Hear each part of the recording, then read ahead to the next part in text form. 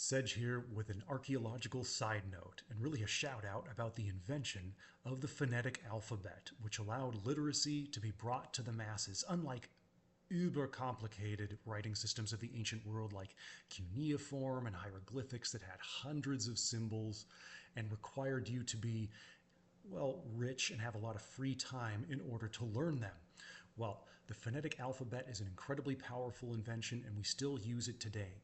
As of the time of the publication of Alpengard, and I'm being very careful with my language there, the world's oldest known alphabet is called the Proto-Sinaitic or Proto-Canaanite script, discovered in the early 1900s by Hilda and Flinders Petrie.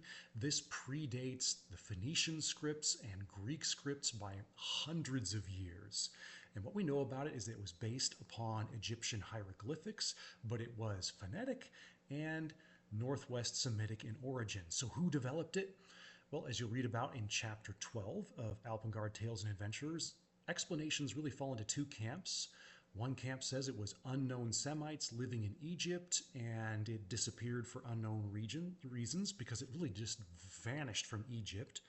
And another camp says it was the Hebrews who developed it during their sojourn in Egypt, and they took it with them during the Exodus.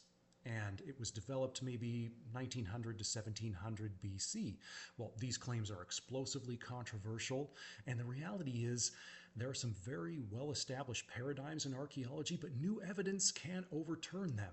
For example, no joke, during the launch period of Alpengard in January 2025, before the ebook was being sent out by Amazon, I read an article about archaeologist Glenn Schwartz and how he and his team have discovered in a tomb in Syria perhaps an even older phonetic alphabet, and he dates it to 2400 BC. Now that has not been established yet, and it's going to be debated. He actually found this script way back in 2010 and has been attempting to gain support for his theory for the past 15 years, but that just shows you how difficult things can be when mindsets are entrenched and paradigms have been established, but new evidence can upend those paradigms. And that really just underscores why it's so important for all of us to keep an open mind as we keep questing.